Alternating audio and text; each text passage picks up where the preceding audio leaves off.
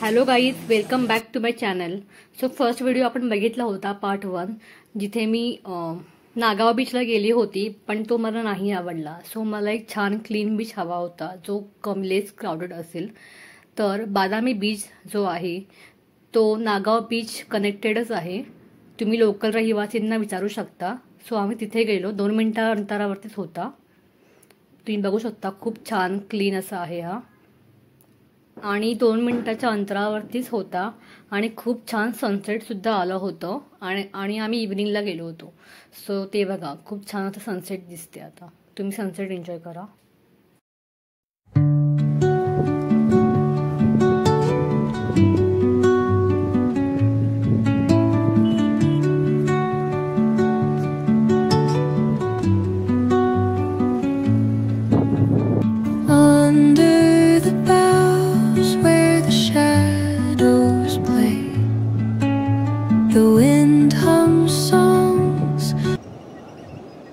इव्हिनिंगचे around 5:30 वाजले होते, 5:30 ते 6, आणि खूप छान असं सनसेट दिसत होतं. खूपच मस्त वाटलं. जर तुम्ही अलिबागला येणार असाल तर नक्कीच या बीचला व्हिजिट द्या. त्यानंतर आम्ही 6:30ला रिसॉर्टमध्ये आलो. शांत असं वाटते. वीकडेज असल्यामुळे जास्त गर्दी पण नव्हती, खूप कमी लोक आले होते.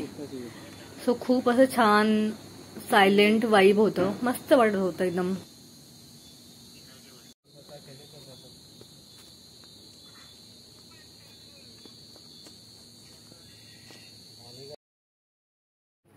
आणि हा कॅफे एरिया आहे, तो आम्ही आज डिनरसाठी मागवलं होतं.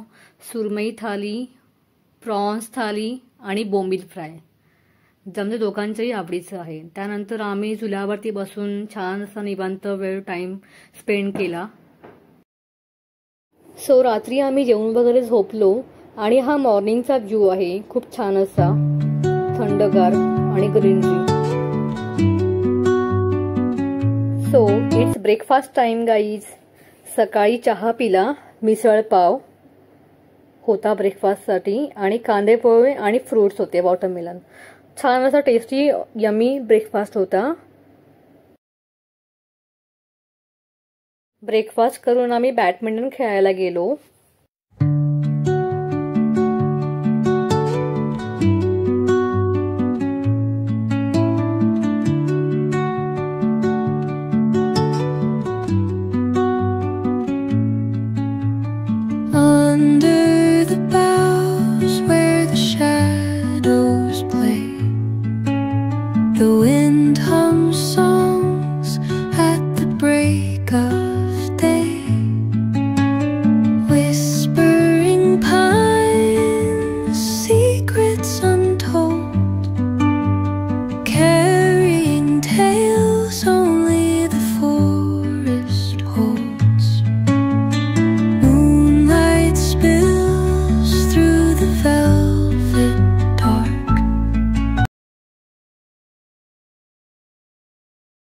सो आमचं चेकआउट होतं 11 वाजता.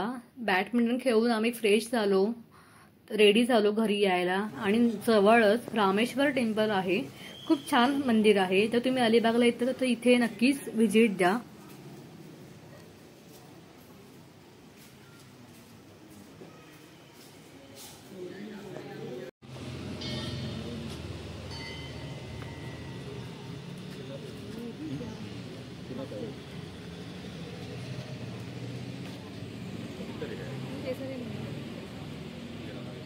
हो, इथे दिसतंय.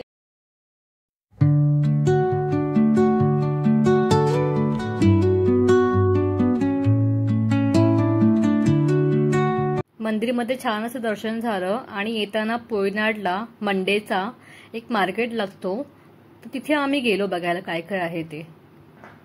सो तुम्हीही बघा. सुका मच्छीसाठी खूप फेमस आहे हे मार्केट. Dry fish.